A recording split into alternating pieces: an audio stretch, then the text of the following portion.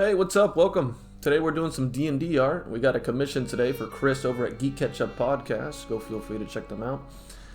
We got Valcion Frostmancer, his character in his current campaign. A Moon Elf Sorcerer, a Draconic Bloodline. It looks like he's got Silver Dragon Heritage, or Power, however that works. And he's got an affinity for Frost Magics, which I think actually fits with the Silver Dragons, whatever their element is. He's equipped with a longsword, a staff of defense, and then a couple like family circlets because he's a noble. Would have been a prince actually, according to my notes, if it weren't for the exile of his father. And I guess they both had to go into hiding or some other such thing. So anyways, yeah, we're not dealing with just some random adventurer here. This guy's got a bit of, I guess, class. Looks a bit more well kept than just stumble out of the woods or, you know, plucky human fighter here.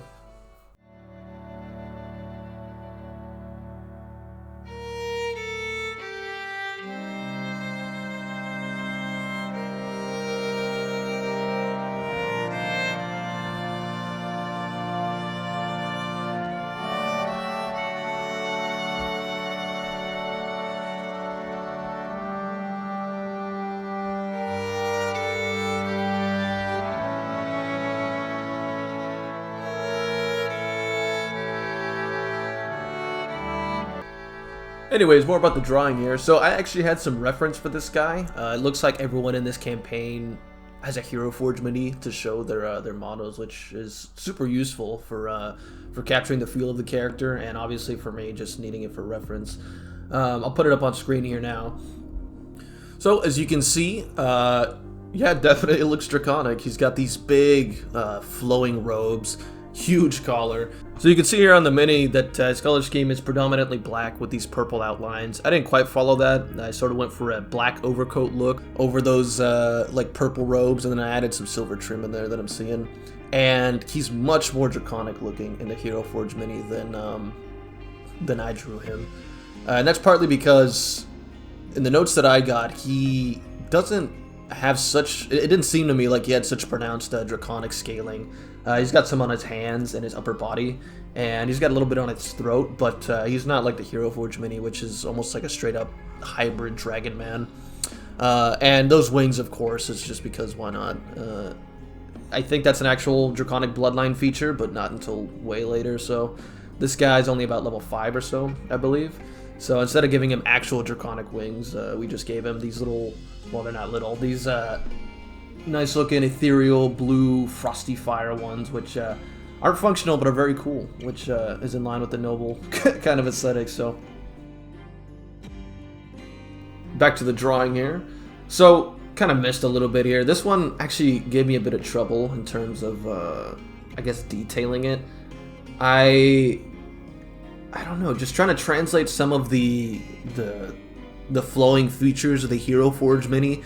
Obviously, I don't have every angle here. This is the only reference image I got, but and Hero Forge being sort of this, like, I mean, I guess it's got a generic kind of fantasy look, and that's by no means an insult. It's just, especially with a miniature, there's just some details that you can't really, like, parse.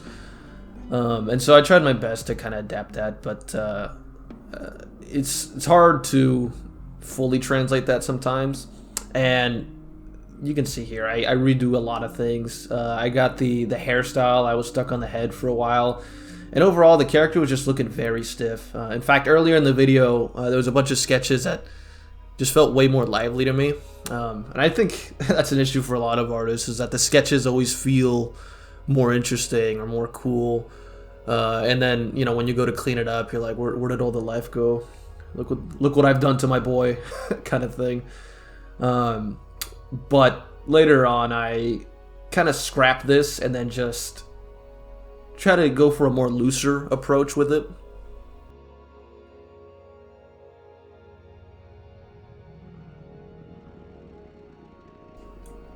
Right about here is when I sometimes if I feel frustrated or if I'm struggling with a piece of line art, I'll just straight up make a new canvas. I'll kind of it just gives me like a new mindset to tackle it.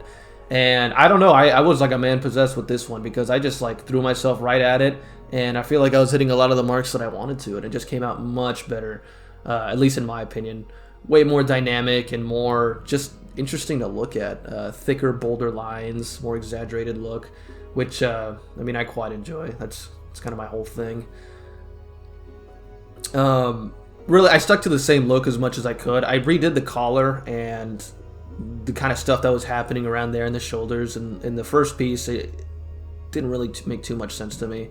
And I added these cloth kind of like drapes where these runes are. And the reason for that was that in his character description, I had the access to the D&D Beyond as well.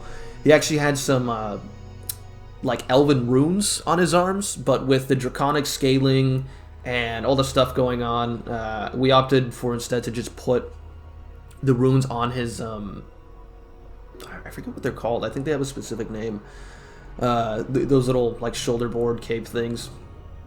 And yeah, other than that, there's not much to say. It's really just translating what the character needed. He didn't have a specific expression, but I thought that sort of like I have the power kind of look was pretty fitting for him, summoning frost powers. Oh, and also you'll notice that I switched his arms around, and that's because having his sword in his left hand, I couldn't have the scabbard showing on the left side, or else he'd be drawing it from the same side as he's wielding the sword, and that doesn't make any sense.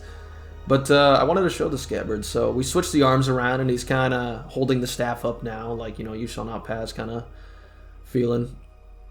And I finally got to tackle the face here. You can see it came out much better.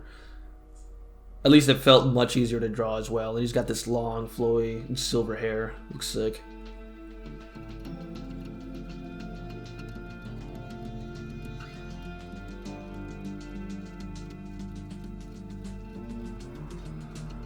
So this staff right here, I think I said earlier, it was supposed to be a staff of defense. And D&D has it where it's like completely made of glass, so real clever. But you can see much earlier in the drawing, I tried to make it almost like a snow globe. And it sounded way cooler in my head, but I couldn't really get it to a point that I liked. So we opted for this just big ass ice crystal, and I think it kind of completes this like icy runic look that he has.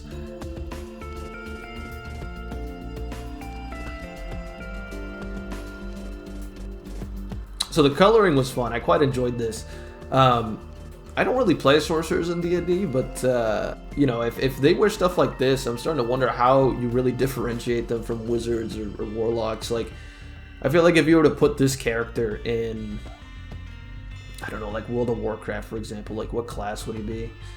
I think he looks kind of like a mage, but the color scheme is more warlocky. I don't know.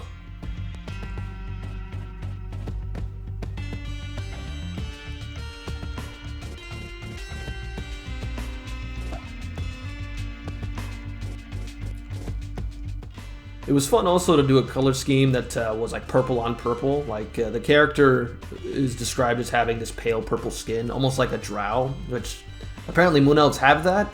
And after doing some Google searches, it turns out moon elf is just another term for high elf. But I'm not sure when the elves really have the purple skin. So I don't know. And then how do they not get confused for drow all the time on the surface? I'm sure that's going to lead to a lot of interesting situations if the party runs into some escaped drow slavers, but they're slaves rather.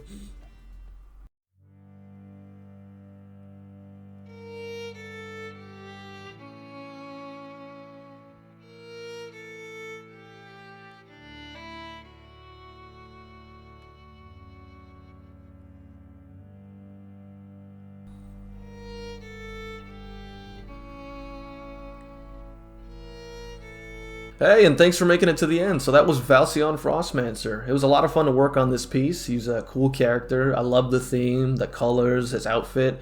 Overall, just it hit a lot of marks for me. And if you're interested in seeing the rest of his party, they're actually going to be coming up here soon, so stay tuned. And if you're doubly interested in more of my art, or what art I can do for you, feel free to check out the links below. I'd greatly appreciate it. Alright, thanks so much for staying, guys. Take care.